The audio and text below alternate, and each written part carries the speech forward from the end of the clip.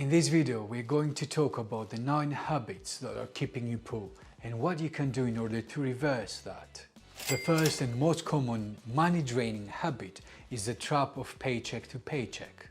Living paycheck to paycheck is a common habit that keeps people living in a financial limbo. What happens is they usually spend all of their money before the end of the month and they end up living off of their savings if they have any, or worst case scenario, they ask money from their friends, relatives and family because they have nothing there until the next paycheck comes. You need to break free of this bad habit by challenging yourself every month to save a certain percentage out of your income on the side. A good rule of thumb is you can start with a 10% and then exponentially raise it as the months go forward and as you feel comfortable about your situation. You can also create a budget and have everything organized, so by the time your paycheck lands in your bank account, you know what money goes where, and then you will not end up having to expect the next paycheck to pay expenses of this month. Money draining habit number 2 is what I call mindless spending.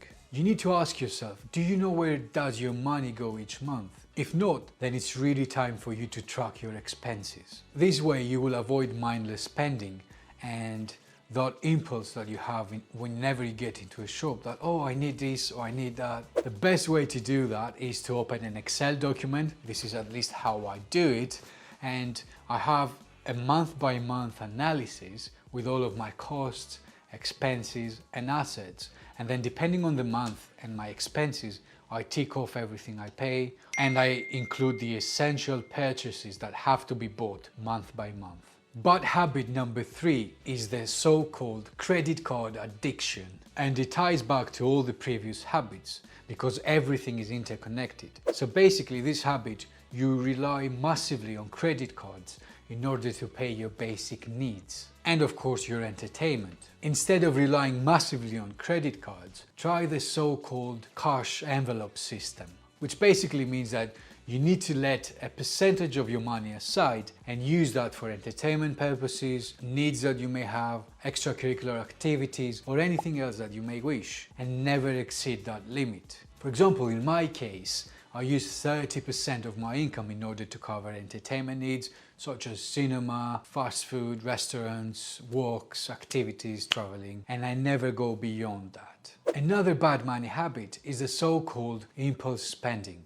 And let's admit this, we are all guilty of impulse spending. Basically, impulse spending relates to that irresistible need to buy something even though we don't need it. For me, it's always books and board games. And gadgets, of course. So whenever I get into a bookshop or a gadget shop, I have this irresistible need to buy something, even though I don't need it at the end of the day. This has costed me a lot of money. So next time you're tempted to buy something irresistibly, try and use the 30-day rule. So basically the 30-day rule says that put the item you really want on your wish list and don't buy it for 30 days.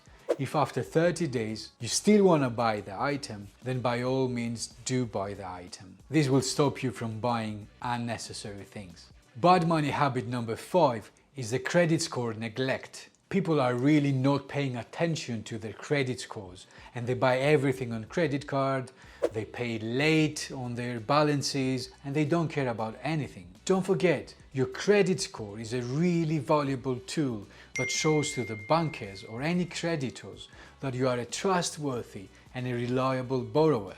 And trust me, I've seen many people fail to get a mortgage just because they really had a bad credit score or they had 1 or 2 missed payments on the credit card balances. Don't be this person because you really regret it. Instead, take steps in order to keep full track of your credit score every month. What I do is I put a monthly reminder at the day that my credit report is out, and then I take a look on what can I improve and take action on it on the next month. Bad money habit number 6 is the lack of investing. Investing in your future is really crucial for long-term stability and security. Don't wait until you're on your 40s or in your 50s in order to start investing. take advantage of the so-called compounding interest and start investing in a Roth IRA if you're in the United States or an ISA if you are in the UK. And you will see your money grow by a certain percentage every year, hassle-free, without you needing to do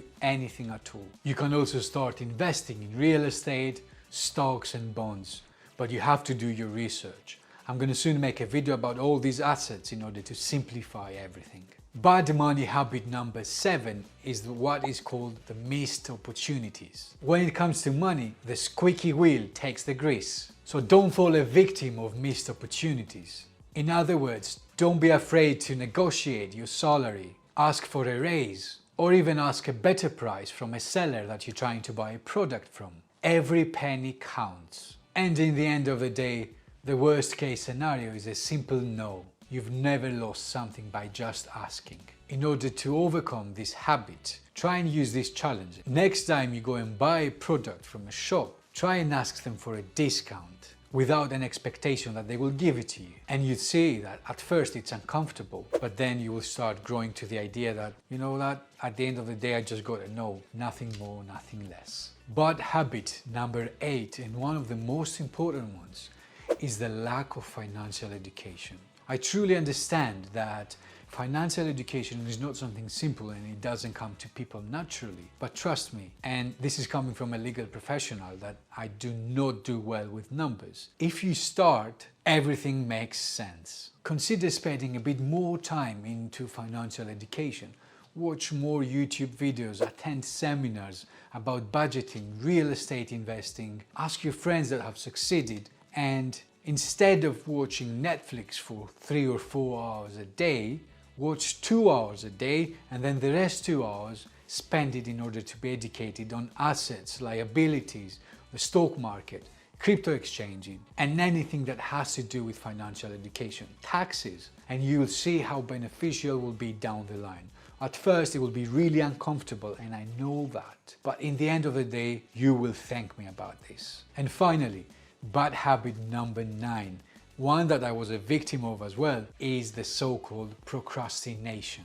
Procrastination is the enemy of financial success and any success. But more specifically in terms of your financial success, never put off important financial tasks, such as paying bills on time, paying credit card balances on time, filing your taxes, reviewing your investments, because all of these things will have a massive impact if not done correctly. Make a habit of tackling these tasks as soon as they arise. I use the so-called 5-minute rule. If something takes me 5 minutes to complete, then I do it immediately. And nowadays in the Western world, everything has become so easy. We can pay all of our bills online through the convenience of an app on our phone, and there's nothing there that's stopping you from doing that. If you fail to do so, you will be hit with late fees, bad credit score, bad reputation that will ruin your financial life and therefore your success as an individual. Now, this video on its own will not be enough. If you want a 10x or even 100x what you've just learned, make sure that you watch this video here that talks about the 6 money rules that you need to have in order to build wealth in 2023. See you over there.